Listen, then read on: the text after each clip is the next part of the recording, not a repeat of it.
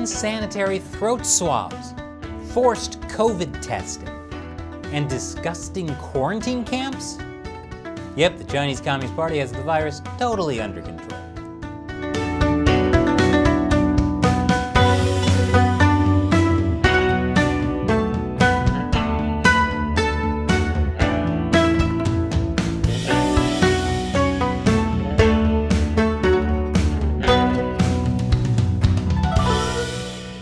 Welcome to China Uncensored. I'm Chris Chappell. The coronavirus, or what I call the CCP virus, is back in China. Not that it ever left, but now the Delta variant has spread to at least 15 Chinese cities, according to official data, which we all know is about as trustworthy as those phone calls telling you you want a free night stay from Marriott Hilton. My point is, the CCP virus outbreak is probably a lot bigger than just those 15 cities. One of those cities is Wuhan, the original epicenter of the virus last year. They're trying to test 12 million people. How on earth can they test that many people in a few weeks? The answer is fully automated COVID testing. Just put your mouth right on the plastic and try not to gag as the CCP virus test bot shoves a swab down your throat.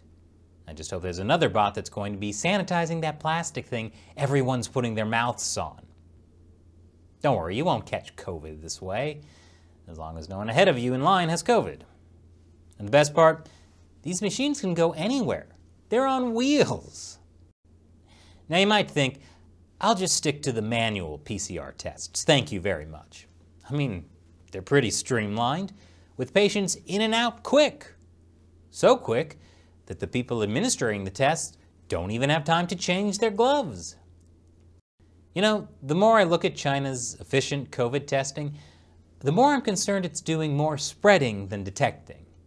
So perhaps we should take China's officially reported COVID numbers with a grain of salt. And by a grain of salt, I mean a salt lick. Meanwhile, the Chinese Communist Party has been convincing the world that China has done a great job controlling COVID. This headline is in The Lancet, a peer-reviewed medical journal. The Lancet credits China's centralized epidemic response system. You know, the centralized epidemic response system that didn't work. And Nature Medicine, another peer-reviewed medical journal, says China's coronavirus response can teach the rest of the world. As I've talked about before, both Lancet and Nature Medicine have published opinion pieces to squash the lab leak hypothesis, the idea that the CCP virus could have come from the Wuhan Institute of Virology. And as I've also mentioned, the publishers of Lancet and Nature Medicine have business deals with China. Anyway, so what are some of these great teachings the rest of us are supposed to get from China? Well, for one, China has done an amazing job vaccinating a staggering 20 million people a day. Yes, according to Nature, scientists are impressed by China's juggernaut of a vaccination drive, through which it is currently administering nearly 60% of all COVID-19 vaccine doses globally. Amazing! And I'm impressed how everyone there agrees to get vaccinated, even though a top official has admitted China's vaccines are not very effective. But it's easy to get people to agree when China is forcing people to take vaccines against their wishes. And here's footage of someone refusing to take a CCP virus test. It's called compliance with Chinese characteristics. What else can we learn from China? Oh, how about the efficient way they stop the spread of the virus by sealing people in their apartments with iron bars across their doors? When that's not enough, they seal off entire neighborhoods, like this one in Wuhan, where officials put up walls with barbed wire to keep everyone in. Here you can see someone soldering the gates shut.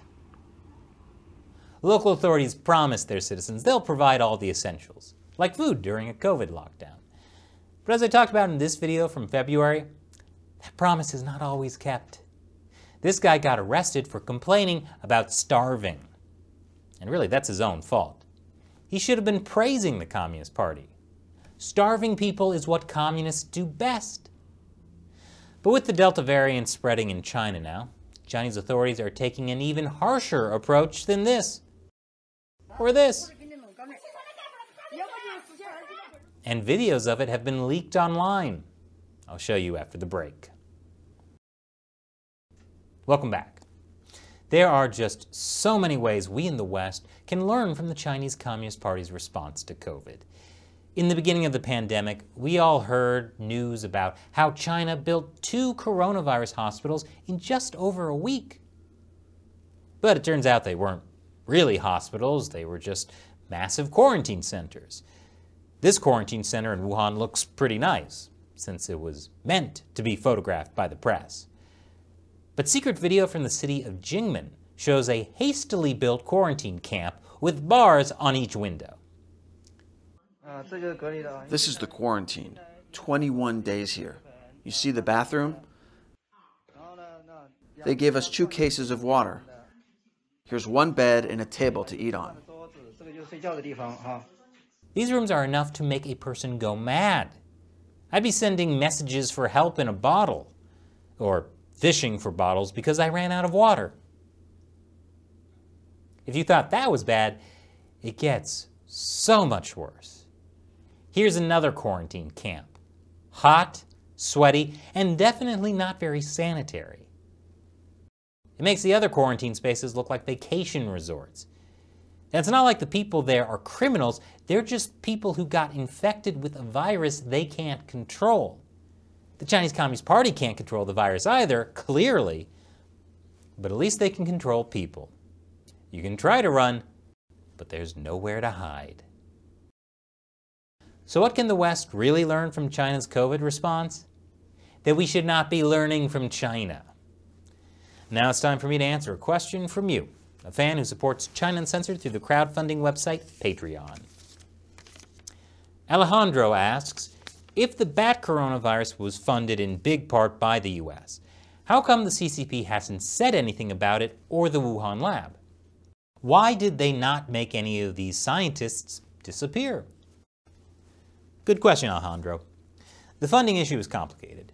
The US government, through the National Institute of Allergy and Infectious Diseases, funded a group called EcoHealth Alliance, and EcoHealth Alliance then subcontracted to the Wuhan Institute of Virology.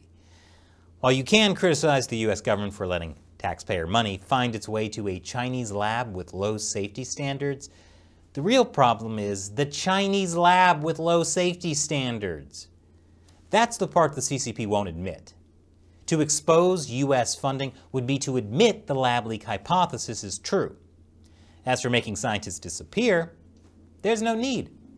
It's much better if the lead scientist can be free to give a sympathetic interview in Western press where she can defend the lab and deny everything. Positive propaganda works so much better. Thanks for your question, Alejandro, and thank you for watching. Be like Alejandro and help us keep making episodes like this by contributing through Patreon, our crowdfunding website. Visit patreon.com/China Uncensored to learn more. Once again, I'm Chris Chappell. Thanks for watching China Uncensored.